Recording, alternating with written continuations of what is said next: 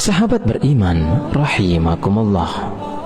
Tahukah Anda bahwa terdapat dosa yang lebih besar dibandingkan dengan berzina dan membunuh bayi hasil zina? Bahkan, dosa ini lebih besar dari 1000 kali zina. Berhati-hatilah, karena perbuatan ini seringkali dan banyak yang melakukannya. Kira-kira dosa apakah itu?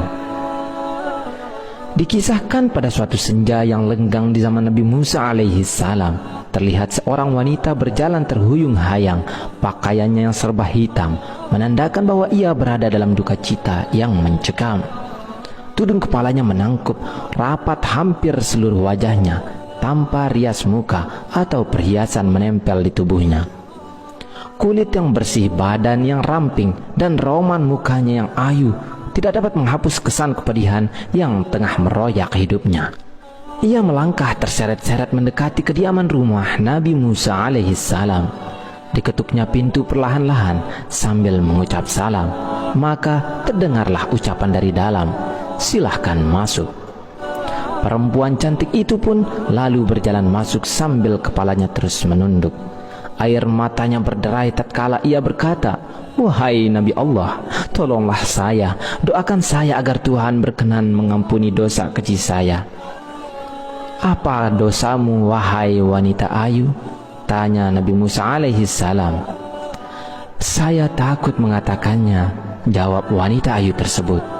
"Katakanlah, jangan ragu-ragu," desak Nabi Musa. Maka perempuan itu pun secara ketakutan bercerita, "Saya telah berzina." Kepala Nabi Musa terangkat, hatinya tersentak. Perempuan itu pun meneruskan ceritanya, "Dari perzinaan itu, saya pun hamil. Setelah anak itu lahir kemudian, saya langsung mencekik lehernya sampai meninggal." Ucap wanita itu seraya menangis sejadi-jadinya.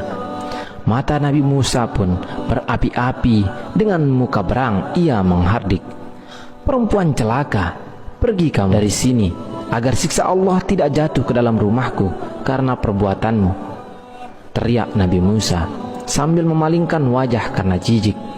Perempuan berwajah ayu dengan hati bagaikan kaca membentur batu yang hancur luluh lantah segera bangkit dan melangkah surut.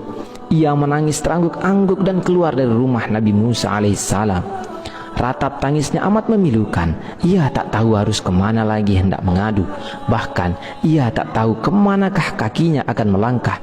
Bila seorang nabi saja sudah menolaknya, bagaimana pula manusia lain bakal menerimanya? Terbayang olehnya betapa besar dosanya, betapa jahat perbuatannya. Setelah wanita ayu keluar dari rumah Nabi Musa, malaikat Jibril pun turun mendatangi Nabi Musa. Malaikat Jibril lalu bertanya, "Mengapa engkau menolak seorang wanita yang hendak bertaubat dari dosanya? Tidakkah engkau tahu dosa yang lebih besar daripadanya?" Nabi Musa pun terperanjat. Dosa apakah yang lebih besar dari kekejian wanita pezina dan pembunuh itu? Maka Nabi Musa dengan penuh rasa ingin tahu bertanya kepada malaikat Jibril, "Betulkah ada dosa yang lebih besar daripada perempuan yang hina itu?" "Ada," jawab malaikat Jibril dengan tegas. "Dosa apakah itu?" tanya Nabi Musa yang kian penasaran. "Orang yang meninggalkan sholat dengan sengaja dan tanpa menyesal," jawab malaikat Jibril. "Orang itu dosanya lebih besar daripada 1000 kali berzina," lanjut malaikat Jibril. Mendengar penjelasan ini, Nabi Musa kemudian memanggil wanita tadi untuk menghadap kembali kepadanya. Ia mengangkat tangan dengan khusyuk untuk memohonkan ampunan kepada Allah Subhanahu wa Ta'ala untuk perempuan tersebut. Nabi Musa menyadari orang yang meninggalkan sholat dengan sengaja dan tanpa penyesalan adalah sama saja seperti berpendapat bahwa sholat itu tidak wajib dan tidak perlu atas dirinya. Berarti ia seakan-akan menganggap remeh perintah Allah Subhanahu wa Ta'ala itu. Bahkan seolah-olah menganggap Allah Subhanahu wa Ta'ala tidak punya hak untuk mengatur dan memerintah hambanya. Sedangkan orang yang bertaubat dan menyesali dosanya dengan bersungguh-sungguh berarti masih mempunyai iman di dadanya dan yakin bahwa Allah itu ada. Itulah sebabnya Allah pasti mau menerima kedatangannya. Ibnu Qayyim al-Jauziyah mengatakan, Kaum muslimin bersepakat bahwa meninggalkan sholat 5 waktu dengan sengaja adalah dosa yang paling besar, dan dosanya lebih besar dari dosa membunuh, merampas harta orang lain, berzina, mencuri, dan meminum minuman keras. Orang yang meninggalkan akan mendapat hukuman dan kemurkaan Allah Subhanahu wa Ta'ala, serta mendapatkan kehinaan di dunia dan akhirat. Di dalam riwayat lain juga dijelaskan bagaimana kejamnya siksaan bagi mereka yang meninggalkan sholat. Ibnu Abbas radhiyallahu an berkata, jika langit sudah terbuka, maka malaikat akan datang dengan membawa rantai sepanjang 7 hasta. Rantai tersebut akan digantungkan kepada orang yang tidak melaksanakan sholat, kemudian dimasukkan ke dalam mulutnya dan akan keluar dari duburnya. Kemudian malaikat mengumumkan, ini adalah balasan orang yang menyepelekan perintah Allah. Adapun ganjaran dosa ketika kita dengan sengaja meninggalkan sholat fardu diantaranya adalah, jika 1 kali meninggalkan sholat subuh, maka hukumannya adalah masuk ke dalam neraka selama 30 tahun. Sedangkan 1 hari di neraka sama dengan 60.000 tahun di dunia. Maka artinya 1 kali dengan sengaja meninggalkan sholat, maka bersiaplah akan mendekam 60.000 tahun di neraka.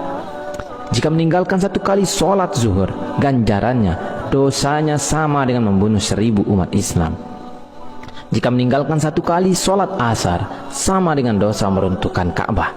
Jika 1 kali meninggalkan sholat maghrib, sama dengan dosa berzina dengan ibunya jika laki-laki, atau berzina dengan ayahnya jika perempuan.